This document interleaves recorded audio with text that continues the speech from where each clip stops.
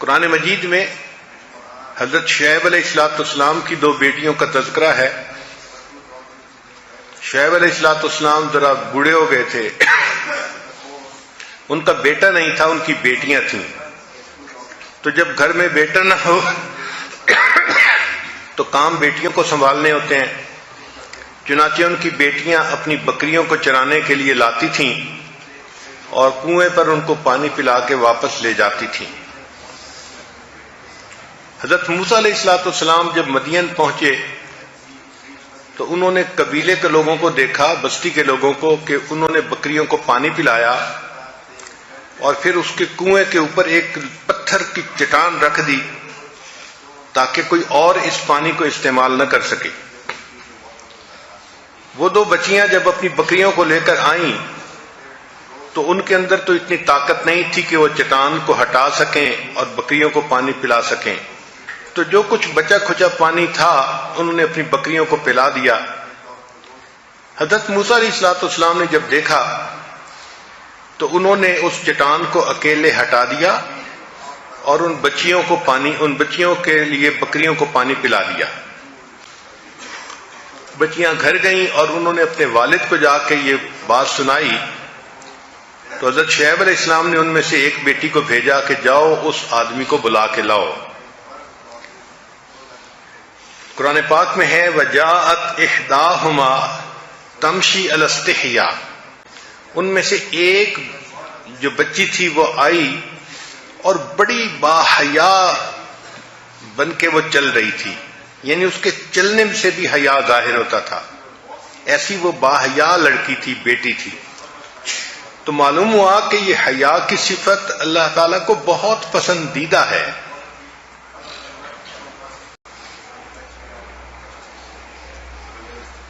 چنانچہ جس کے ہاں بیٹی ہو ان کو چاہیے کہ سب سے پہلی چیز اس بچی کو سمجھائیں کہ بیٹیوں کے اندر حیا زیادہ ہونی چاہیے اور ان کو پاک دامنی کی زندگی کی ترغیب دینی چاہیے۔ اللہ کے پیارے حبیب صلی اللہ علیہ وسلم کی بیٹی سیدہ فاطمہ الزہرا رضی اللہ تعالیٰ عنہا جو خاتون جنت بنی، ان کے اندر اتنی حیا تھی۔ ایک مرتبہ نبی علیہ السلام نے صحابہ سے پوچھا کہ بہترین عورت کون ہے؟ کسی نے کوئی جواب دیا، کسی نے کوئی جواب دیا۔ حضرت علی عنہ کسی کام کے لیے اٹھ کر گھر آئے اور انہوں نے آ کر یہی کوسچن سیدہ فاطمہ الزہرا رضی اللہ عنہا سے پوچھا کہ بہترین عورت کون سی ہے؟ انہوں نے جواب میں فرمایا کہ جو نہ خود کسی غیر محرم مرد کو دیکھے اور نہ کوئی غیر محرم مرد اس کو دیکھ سکے، وہ سب سے بہترین عورت ہے۔ حضرت علی عنہ نے واپس آ کر نبی علیہ السلام کو یہ جواب دیا تو نبی علیہ السلام بہت خوش ہوئے۔ پھر پوچھا علی آپ کو یہ بات کس نے بتائی؟ انہوں نے بتایا کہ میں نے فاطمہ سے یہ بات پوچھی تو نبی علیہ السلام نے فرمایا فاطمہ تو میرے دل کا ٹکڑا ہے۔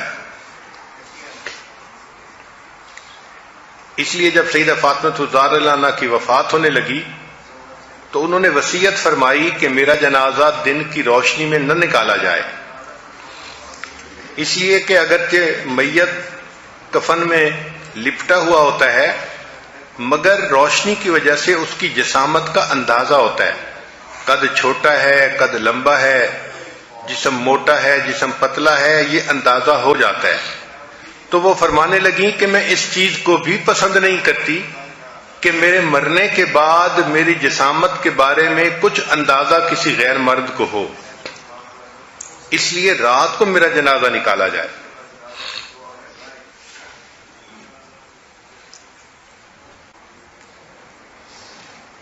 سیدہ عائشہ صدیقہ رضی اللہ تعالی عنہا سیدنا صدیق اکبر اللہ عنہ کی لاڈلی بیٹی تھیں اور اللہ رب العزت نے ان کو ایسی حیا دی تھی، ان کی پاکیزگی کا اندازہ لگانا ہو تو اس بات سے لگائیں کہ ان کا نکاح اللہ کے حبیب صلی اللہ علیہ وسلم سے ہوا، اور اللہ فرماتے ہیں الطیبات للطیبین کہ پاکیزہ مردوں کے لیے پاکیزہ عورتیں، تو سیدہ صدیق عنہا کی پاکیزگی کا اندازہ لگانا ہو تو نبی علیہ السلام کی پاکیزگی کا تصور کیجیے۔ چنانچہ ایک ایسا وقت بھی آیا کہ جب کفار نے، منافقین نے سیدہ صدیق عنہا پر بہتان لگانے کی کوشش کی، مگر اللہ رب العزت نے قرآن مجید میں ان کی پاک دامنی کی گواہی دی۔ سیدنا یوسف علیہ السلام پر بہتان لگا، اللہ نے بچے سے گواہی دلوائی۔ بی بی مریم پر بہتان لگا، اللہ نے چھوٹے بچے سے گواہی دلوائی۔ لیکن جب نبی علیہ الصلوۃ والسلام کی رفیق حیات پر بہتان لگا تو اللہ نے کسی مخلوق سے گواہی نہیں دلوائی، بلکہ اللہ نے وحی کے ذریعے خود گواہی عطا فرمائی۔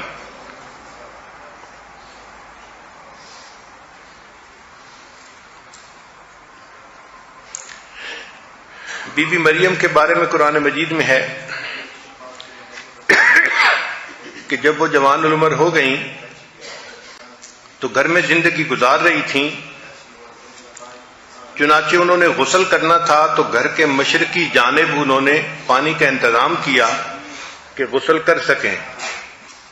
اس وقت جب وہ پردے کے اندر تھیں، اللہ تعالیٰ نے جبریل علیہ السلام کو بھیجا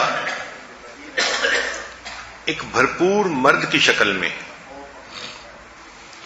جب بی بی مریم نے اچانک ایک مرد کو دیکھا تو قالت انی اعوذ بالرحمن منک ان کنت تقیا، کہ میں تو اللہ کی پناہ مانگتی ہوں۔ بی بی مریم کوئی آج کے دور کی بگڑی ہوئی بیگم نہیں تھی کہ غیر محرم مرد کو دیکھتی تو مسکراہٹ سے استقبال کرتی۔ وہ پاکیزہ زندگی گزارنے والی تھی، پاک دامن تھی۔ چنانچہ وہ گھبرا گئی کہ ایسے وقت میں ایک غیر مرد کہاں آ گیا۔ جبریل علیہ السلام نے جب دیکھا کہ بی بی مریم گھبرا گئی ہیں تو انہوں نے کہا کہ انما انا رسول ربک، کہ میں تمہارے رب کا نمائندہ ہوں، لِأَهَبَ لَكِ غُلَامًا زَكِيًّا، تاکہ تمہیں نیک بیٹا ملے۔ اب بی بی مریم مطمئن ہونے کی بجائے اور گھبرا گئی، یعنی گھبراہٹ بڑھ گئی کہ ایک تو مرد کو میں نے دیکھا اور دوسرا وہ مرد کہہ رہا ہے کہ تمہارا بیٹا ہوگا، اور بیٹا ہو نہیں سکتا چونکہ بیٹے کا کوئی سبب موجود نہیں۔ تو انہوں نے فرمایا انا یکون لی غلام، میرا بیٹا کیسے ہو سکتا ہے؟ ولم یمسسنی بشر، نہ تو کسی مرد نے مجھے ہاتھ لگایا، ولم اکو بغیہ، اور نہ میں کوئی بد کردار ہوں۔ بی بی مریم جانتی تھی کہ بچے ہونے کے سبب دو ہوتے ہیں، یا تو نکاح کی وجہ سے ہوتا ہے ورنہ پھر زنا کی وجہ سے ہوتا ہے، اور یہ دونوں اسباب موجود نہیں تھے۔ تو اس لیے انہوں نے کہا کہ میرا بیٹا کیسے ہو سکتا ہے، نہ تو میں نے نکاح کیا اور نہ میں نے زنا کیا۔ تو جبریل علیہ السلام نے جب یہ سنا تو انہوں نے کہا قال کذالک، ہاں ایسا ہی ہے جیسے آپ کہہ رہی ہیں۔ یہ کذالک کا لفظ جو ہے یہ بی بی مریم کی پاک دامنی کے اوپر ایک مہر ہے جو قرآن نے لگا دی۔ ہاں بی بی مریم، آپ جو کہہ رہی ہیں آپ بالکل سچ کہہ رہی ہیں۔ یہ کذالک کا لفظ بی بی مریم کی شان بیان کرتا ہے۔ اللہ ایسی بیٹیاں ہر کسی کو عطا فرمائے کہ جو ایسی پاک دامنی کی زندگی گزارنے والی ہو کہ اس پر اللہ کے فرشتے بھی پاک دامنی کی گواہی لگائے۔ دوسری صفت بچی کے اندر نیکی کا شوق پیدا کرنا۔ چنانچہ چھوٹی بچی کی شروع سے ہی تربیت ایسی کرنی چاہیے کہ اس کے اندر عبادت کا شوق بھر دیا جائے۔ سیدہ فاطمہ الزہرا رضی اللہ عنہا کے بارے میں آتا ہے، سردیوں کی لمبی رات میں انہوں نے تہجد پڑھی، جب سلام پھیرا تو دیکھا کہ فجر کا وقت قریب ہے، تو دعا مانگنے لگی اور دعا مانگتے مانگتے روئیں اور کہا کہ اللہ میں نے تو 2 ہی رکعت کی نیت باندھی تھی، تیری راتیں کتنی چھوٹی ہیں کہ 2 رکعت میں تیری ساری رات ہی ختم ہو گئی۔ پھر تیسرا، اس بچی کو خدمت کا جذبہ پیدا کرنا چاہیے۔ اللہ تعالیٰ نے مردوں کو عبادت کے ذریعے سے جنت دینی ہے، عورتوں کو خدمت کے ذریعے سے جنت دینی ہے۔ چنانچہ حدیث مبارکہ میں ہے کہ جو عورت اس طرح فوت ہو کہ فرائض پر عمل کرنے والی ہو اور اس کا خامد اس سے خوش ہو تو اللہ تعالیٰ اس کے لیے جنت کے دروازے کو کھول دیں گے، وہ سیدھی جنت جائے گی۔ لا الہ